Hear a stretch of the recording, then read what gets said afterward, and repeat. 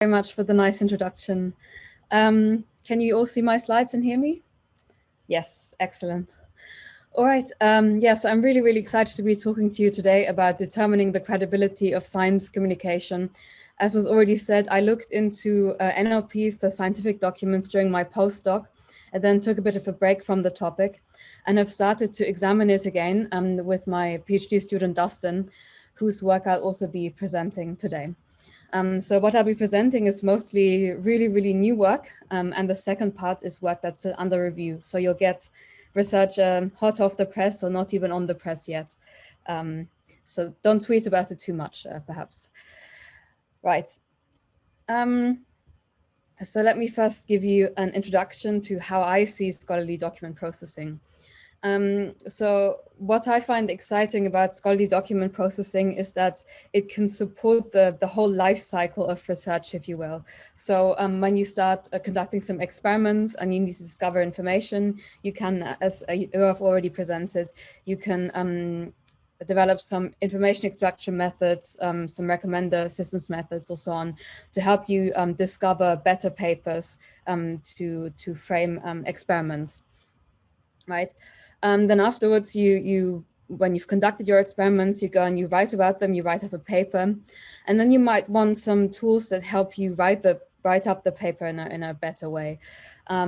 And so there are some tools on citation prediction, for example, where given a paper, it predicts the references section at the end. And then when you finished writing your paper, you submit it for peer review, right? And again, you might want some kind of reviewing support.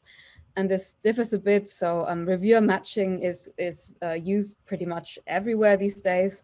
And then there are also some more adventurous methods like a review score prediction or even review generation, which are researched in NLP, but not really used in practice yet, at least. Then after the work has been reviewed and is published, you might want to track the impact. And this is often framed as tracking the citations of research. And there is work on predicting citations of papers before they've even received any citations, or also longitudinal prediction of citations. And then also citation trend analysis, where you go and look at the citation trends for whole fields. So you go beyond just looking at individual papers. And yeah, so in all of these areas, as I already said, NLP tools can come in and new methods need to be developed. So some of the challenges that I think are somewhat unique to scholarly document processing is that supervised learning is even harder than for standard NLP because you need these domain experts to annotate data. If you want to go do some tasks that requires on biomedical publications, you really need biomedical experts to annotate these key phrases, otherwise you just won't get good quality results. Then also the language used is diverse across scientific fields. There are also different modalities, so you don't only have text, but also images and tables. And metadata is important, so where a paper was published, when it was published, and so on.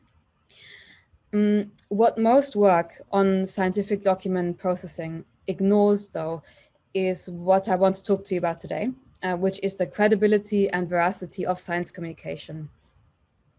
So let's say you have some kind of scientific paper. This one is about vaccination and tumors, right? So it's a very complicated paper, right? You can already see from the title, there are lots of buzzwords in there. So if you want to explain what this work does, as scientists, we often turn to science reporters who then write up some kind of article explaining it in lay terms. And these press releases that they write, they can have differing they can be of high quality or they can be a tabloid style. And so you might get some which are decently faithful to the original article, right? But you might also get some which say something like doctors hail miracle jab which can seek and destroy tumors, which is a bit further removed from what the authors want to say in the paper. And this is really something we should worry about because this is how the general public perceives our research. This is what they get to know about our research. They won't go and read the original articles, right? So therefore, it's important to make sure that science communication is credible. And one area that's related to it, which most of you will also know about, is of course fact-checking, and in that context also scientific fact-checking, so fact-checking of scientific claims. For example, we have some kind of claim about corona and wearing masks, right, which is very false and isn't really based on science, on what the scientific community says. But with fact-checking, the focus is on veracity, which is often a very black and white type of thing. So something is either true or it's false. Whereas what we wanted to investigate were more subtle forms of misinformation. So exaggeration, for example. All right. So to sum up this introduction, shortcomings of prior work are that they assume scientific writing is credible, both when it comes to writing papers and when it comes to writing about our papers in popular communication. It also assumes that claims made are supported by the underlying evidence, whatever that evidence is. Some of the example issues are when writing a paper, it can be that claims are not backed up by the literature. Authors just state something without citing the right literature.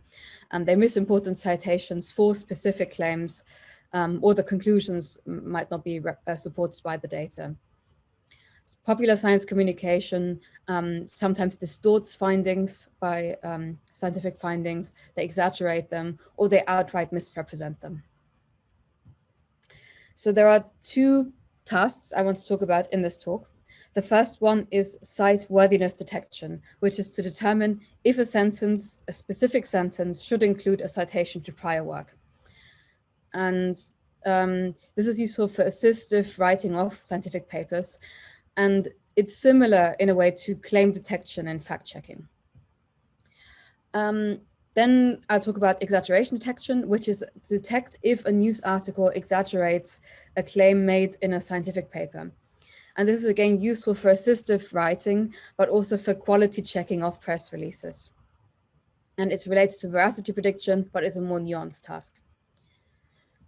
So I'll start by talking about Cite-Worthiness detection, and then I'll go on to exaggeration detection. All right. So this work on Cite-Worthiness detection is upcoming work, which is accepted to ACL findings this year. Yeah, so you already all know about scientific scholarly document processing. What we will concretely address in this paper is the task of supervised learning. This is hard and requires domain expertise. The text is diverse across fields. So what we want to do is we want to improve tools for scholarly document processing across fields, looking or re-examining what training data is readily available. So our point of departure is scientific documents as such. And there's actually lots of hidden information or hidden annotations that we can extract from scientific documents. So we can, of course, extract the abstract. We can look at what types of sections there are and which parts of the document belong to which sections. We have some figures and we have some captions of figures. And then we have some metadata, which might tell us about the paper field and so on. But the thing we focus on in this work are so-called Citances, which are sentences which contain citations. Right. So now, why should you care about Citances? Let me first give you an example. So this is a Citance saying, we used a model from the original Bird paper, citation Devlin et al. 2019. So then the first task, NLP task we can design around this would be Cite-Worthiness Detection, meaning, is this paper, is this sentence a Citance or not?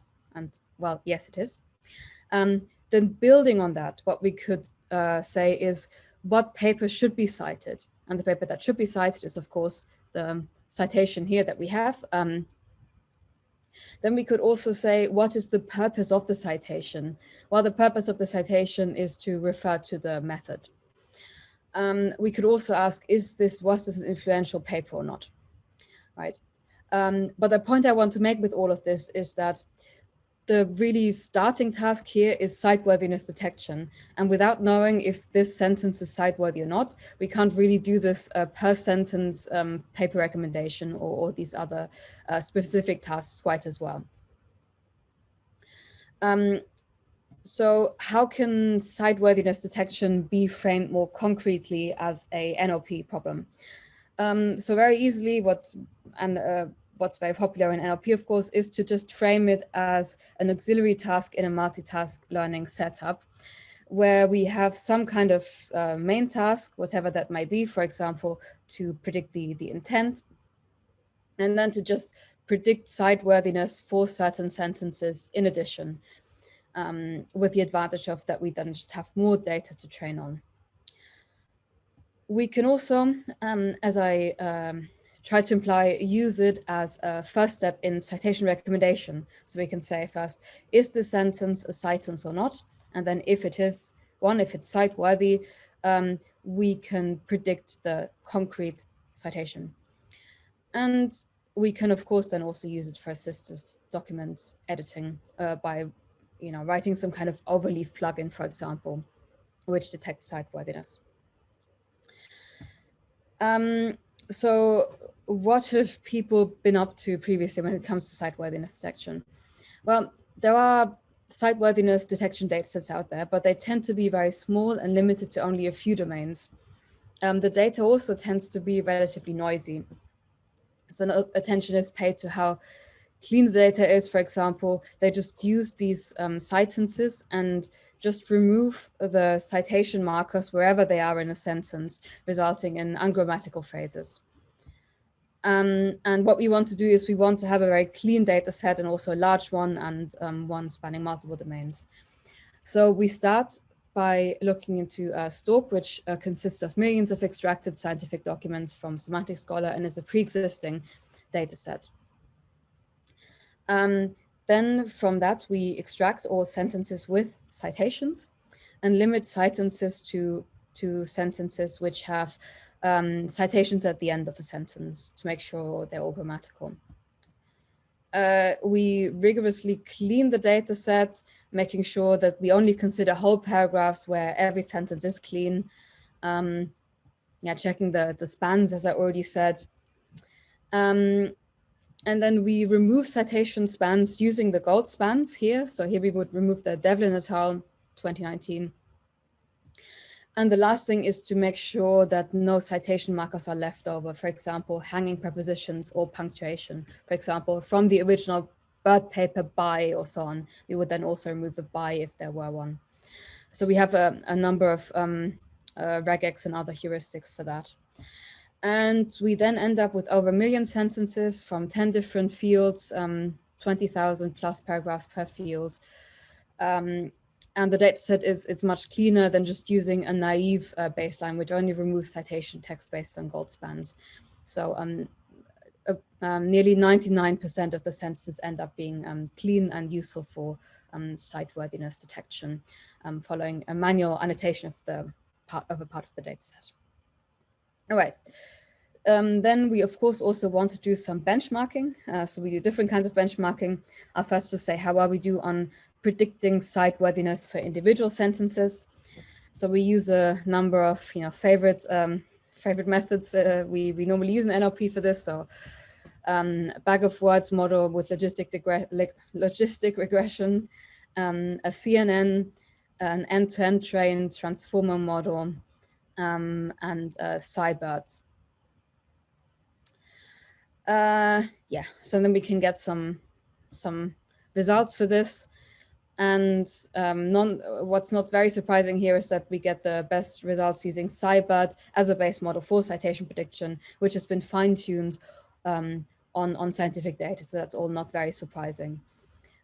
What we then do is we say, okay, we've created this data set where we make sure it's clean on the paragraph level. So maybe we can look into if the context helps.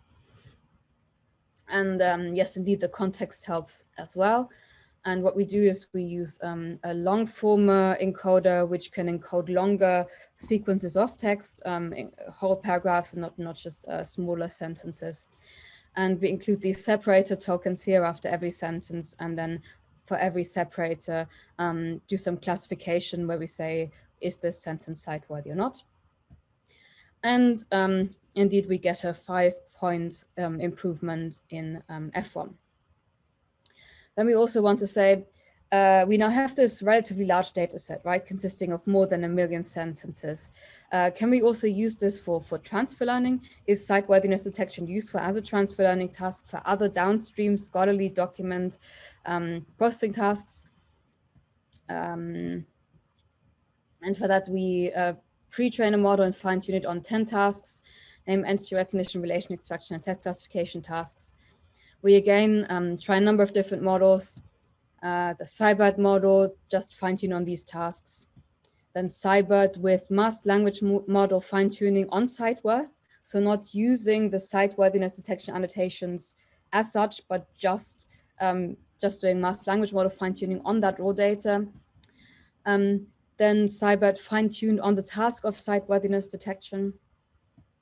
And then Cybert fine-tuned on both of these tasks.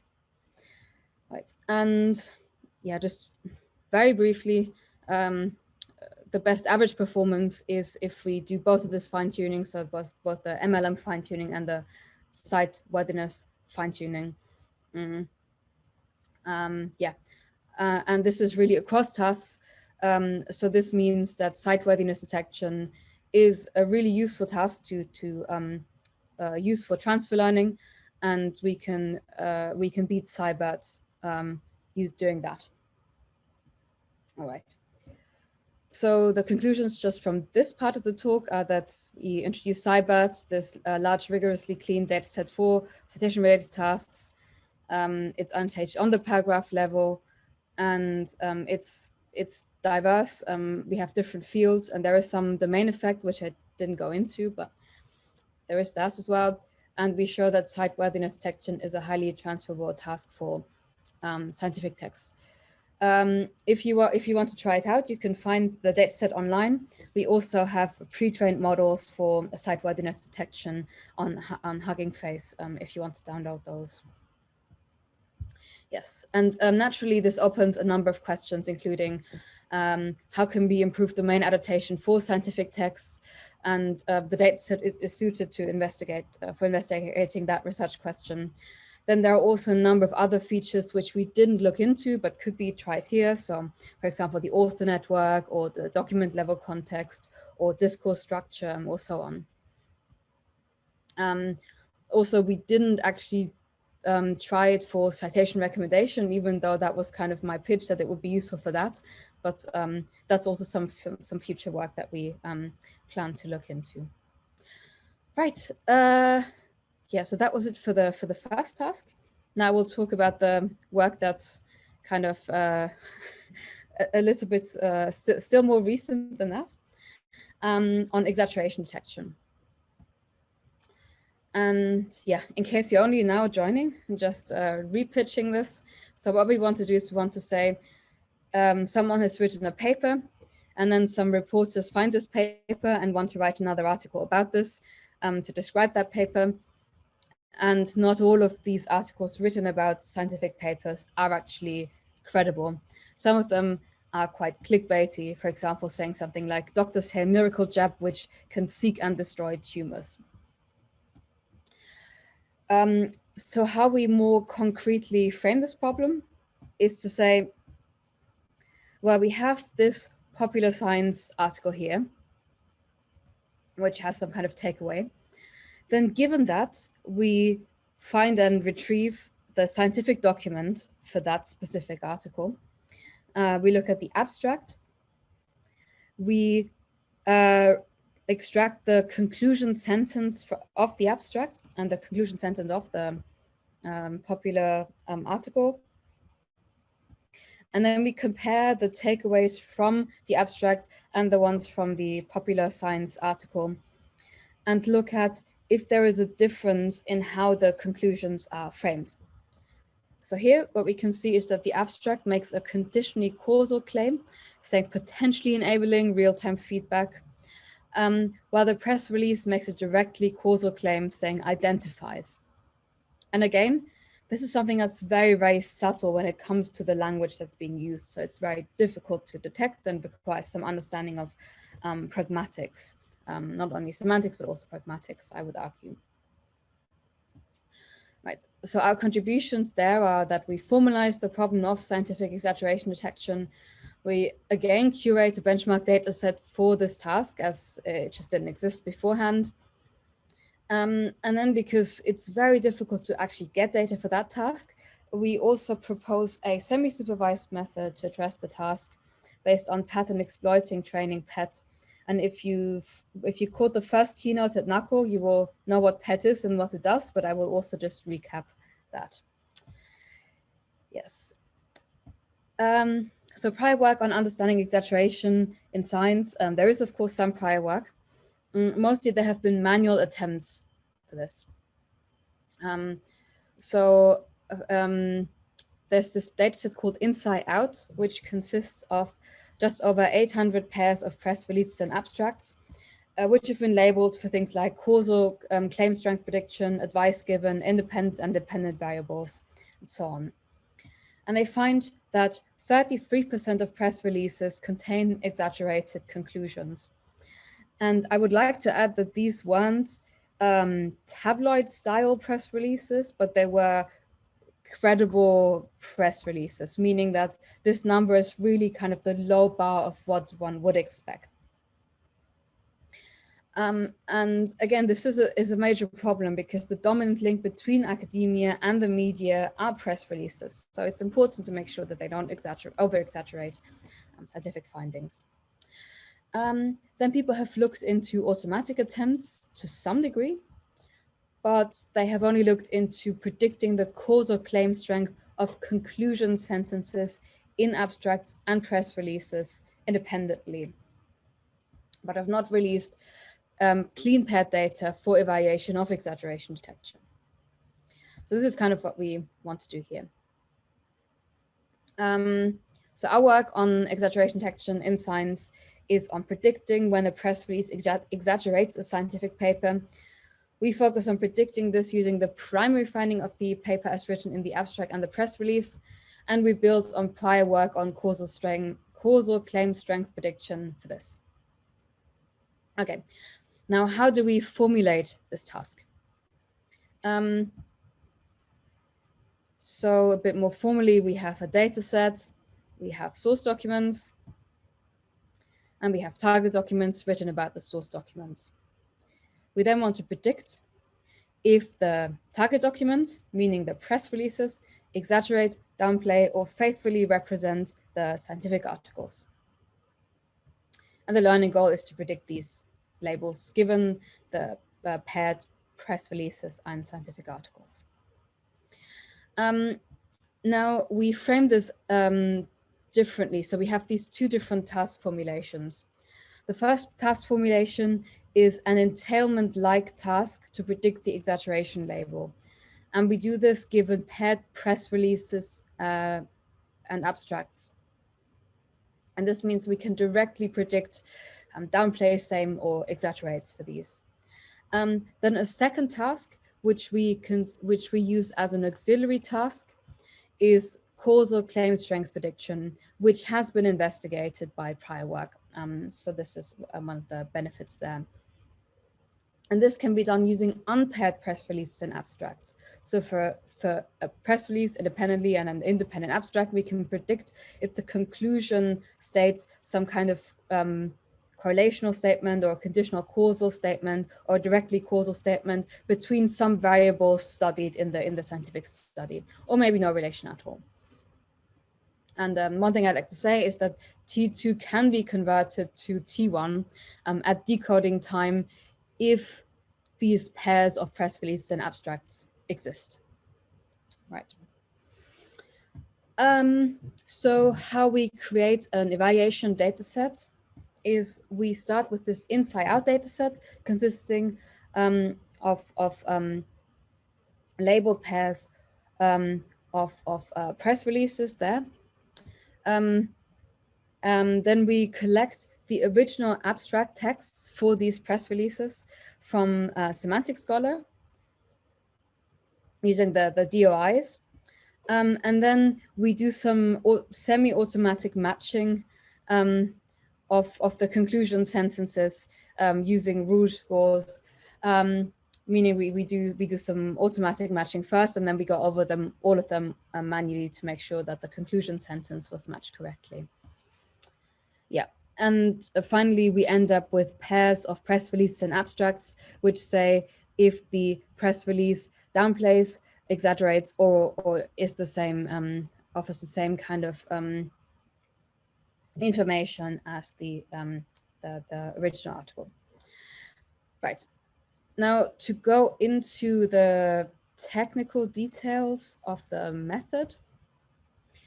So again, just to recap, we'll be using, or we're using PETs, which has already been presented in the first keynote, but in case you didn't catch that, let me just briefly go over this. So if we have a normal traditional supervised classifier, then what happens is if we have a sentence such as eating chocolate causes happiness, we just train a classifier and we end up with a probability distribution over our labels, which maybe are about the correlational or causal statements, or about exaggeration, or whatever else we want, between 0 and 3, right? What happens with PET is that we don't use a traditional classifier like that, but we use a language model, which predicts the label using a language modeling type task. And to do this, we use the original sentence here, and then transform the input to a closed dark question, where in addition to the original input, we also need a pattern, and we need verbalizers here. And the verbalizers correspond directly one-on-one to the labels we would normally have. So 0 corresponds to something, and 1 and 2 and 3. And these verbalizers are actual words that are in the vocabulary, right? And the task then becomes to predict these words, and we can get the probability for these words here from the language model. Yeah, and the language model can just be any large pre-trained language model we want to use. Yes. And then we can use not only one such pattern, but we can use a number of different patterns. And these patterns, they can be created manually or automatically, or a combination of these two. In our case, we use a semi-automatic method where we first create them automatically, and then we do a manual filtering. But yeah, what then happens is we have the different language models, the different patterns first, and then the different language models resulting from using these patterns. And then we get soft labels for these different verbalizers here. And then we can make a prediction using those soft labels instead of normally the hard labels, using a KL divergence loss. Now, what we do in empty PET is to say we don't only have one task of exaggeration detection, but we also have this additional auxiliary task of claim strength prediction. So first, for the exaggeration detection task, we have our normal instance saying eating chocolate sometimes causes happiness. This is what the scientists say. And then we have eating chocolate causes happiness from the press release. And then we can design our pattern around this. And the pattern here is scientists claim something, reporters claim something. And then the reporters' claims are the mask. And this is where the verbalizer comes in, right? And for each of these instances for exaggeration detection, we can have paired instances for claim strength prediction. And we have one such paired instance for claim strength prediction from the abstract, and one from the press release. So we can pair this with either one or the other. This is kind of a data augmentation type approach, if you will. Yeah, and then we can do the typical type prediction. So for claim strength prediction, we have 4 labels here. For exaggeration detection, we have 3 labels here. Yeah, and then we feed them, we integrate them into PET in a relatively organic way. So instead of just having one language model, instead of just having one task per language model for PET, we now have these two tasks where we have the different masks and verbalizers. And otherwise, we train the model in much the same way. All right, now let me get into what some of the findings are. So for exaggeration detection with MT-PET, I should say that we don't actually have a lot of data. We have very, very little data, which is why we want to do this, this kind of thing of semi-supervised learning in the first place, right? So if we just train a supervised model, we don't get very high performance, and we actually get significant improvements when using PET, 10 points improvement in performance actually, and then a further 8 points of improvement in F1 if we use MT-PET. And we think this demonstrates both the advantage of semi-supervised learning, exploiting large language models in a different way, but also the transfer of knowledge from claim strength prediction to exaggeration detection. So an additional thing we can do is actually to use to evaluate claim strength prediction. So instead of saying we evaluate exaggeration detection as a main task, we can turn this around and say we evaluate claim strength prediction as a main task. And the reason I want to show you results for that is that we have a bit more annotated training data for that. So we can compare different effects when using different amounts of data. And again, we get some results when we use 200 samples for task 2 for this claim strength prediction and 100 samples for task 1 exaggeration detection. And we can compare that with having 4,500 samples for this claim strength prediction task. And what we first find is that MT-PET outperforms PET in both scenarios, right? But what I personally find exciting is that we find that MT-PET with 200 samples approaches supervised performance with 4,500 samples here. Right. Yeah. Then we also perform some error analysis. We find that all models disproportionately get pairs involving direct causal claims incorrect, which is very difficult, and do best for correlational claims from the abstract and claims from press releases, which are correlational or stronger. And what we find MT-PET to work best for, or to where the strength really comes in, is for the most difficult category, namely causal claims. Right. So to summarize this bit of the talk, we formalize the problem of scientific exaggeration detection. We provide 2 task formulations for the problem, namely one as an entailment style task and one as a classification task for press releases and abstract independently, which can then be decoded into much the same task at test time. Then we curate a set of benchmark data to evaluate automatic methods for performing the task. And we introduce this MT-PET, which is a few-shot method based on PET, which we demonstrate outperforms strong baselines. Right.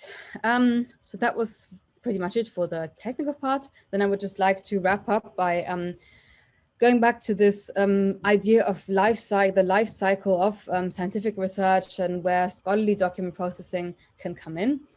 So I talked about all of these different tasks and challenges. And what I said earlier is that what's very much ignored by prior work is this whole issue of, or largely ignored, I should say, is this whole issue of what about veracity? What about if what we actually write as scientists or what journalists write isn't correct or isn't faithful to the science?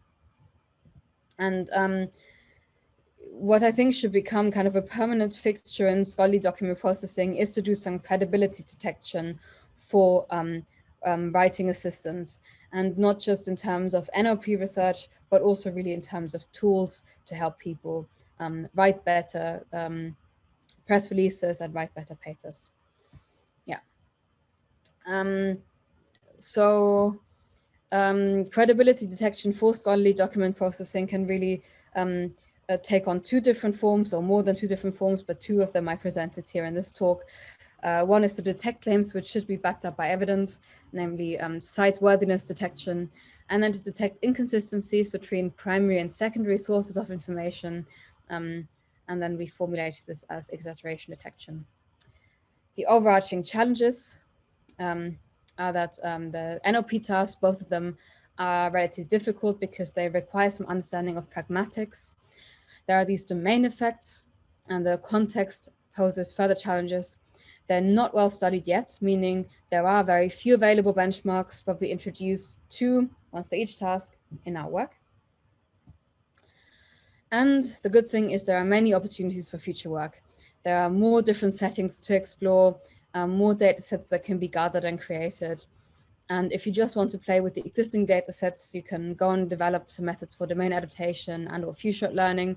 You can develop some tools for journalists and authors, which are, in my opinion, much needed. So yeah, thank you very much for listening.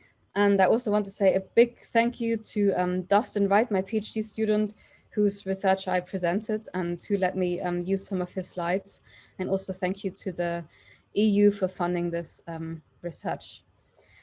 And yeah, here are the papers I presented. You can have a read of the extended abstract of this paper to be presented at ACL. And if you want to read this paper, just send either of us an email and we'd happily send it to you. Yeah, so thanks again. And yeah, feel free to ask me questions. And I believe Dustin is also here if you want to ask some very difficult technical questions, which I might not have the answer to. So